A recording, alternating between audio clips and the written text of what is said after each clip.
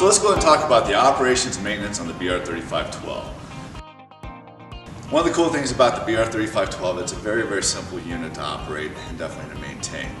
You notice we got a couple different things. We have yellow, we also have light gray. Now, the reason why I point that out is because it's important to remember that anything that's in yellow has to do with something you're going to be dealing with during the normal operation of this piece of equipment. Likewise, anything that's in light gray is something you're going to deal with at the end of the day. So, remember it like this. Yellow, something I need to be trained on for daily operation. Light gray, at the end of the day, for maintenance. It's really that easy. So let's go ahead and go over the machine just a little bit, get you familiar with it. On this side, we have the key switch. So you guessed it, if I go from off to on, well, we're gonna have some indicator lights that's gonna come on back here. First thing you're gonna see is the actual battery indicator light.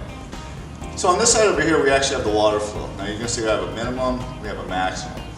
Now the thing that's important to remember when you talk cylindrical versus say like a disc machine, we don't need a lot of water because the cylindrical unit is actually constantly throwing the water forward. It's not actually throwing it out. So if we're operating this machine and we have it down here, and if I start seeing water come outside, you have way too much water coming out, simply just adjust this down a little bit. That's a good thing about cylindrical. You get a great scrub, you don't need a lot of water, you don't need a lot of juice because we can reduce all that for you. So what we're gonna do, again, we're gonna turn the key switch on. I'm gonna go ahead and hit my solution switch on this side.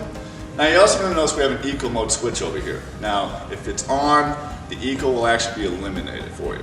Now the beautiful thing about that, if we need to reduce the noise level and everything like that for daytime cleaning, we can. However, if you want to have maximum vacuum, maximum solution and everything else for a normal scrub or maybe even a double scrub, we'll go ahead and simply turn the eco off. Okay, but at least you have that availability. So here's what we're going to do. We'll turn the key switch on. Make sure our water flow is closer to the minimum versus the max. Again, we want to keep the water contained inside, not outside. Go ahead and do the choose between eco or not. On this side over here, this is actually going to control your vacuum on and off, but it also keeps your squeegee either on the ground or in storage position. So go ahead, hit the switch down. That's going to engage my vacuum when I pull this yellow trigger. Now the other benefit of this machine, as you can see, I have the switch on. Everything should be loud and noisy right now, right? No, because nothing happens until you physically hit this. Now once I hit the yellow trigger, everything starts to work for me. The solution's gonna flow, my brush is gonna spin, and my vacuum kicks on. Now the reason why I turned this off real quick is because the other cool thing about this machine is when you let go of the trigger, the vacuum is designed to run for about 3 to 5 seconds-ish to be able to try to clear any water that's inside the hose. So you guess we don't have the drip and then water coming back out from underneath the machine. So again, to go over it, simple, key switch on, water on, eco on or off. Simply hit the vacuum, hit the paddle, and away you go. Alright, let's go ahead and talk about the maintenance on the BR3512. We actually try to make this very, very simple for you. Remember, light gray at the end of the day. So if we start with this is actually our water distribution rail. It's a good idea to go ahead and take that cover off, inspect it, make sure we got even water flow all the way across on the brush. Next thing you notice that this end cap is actually gray as well. All you have to do is simply push in on it, that'll drop the brush. Now when you take your brush out and your debris bin out, go ahead and actually wipe the underneath of that, make sure you get all the dirt, debris, and all the other stuff.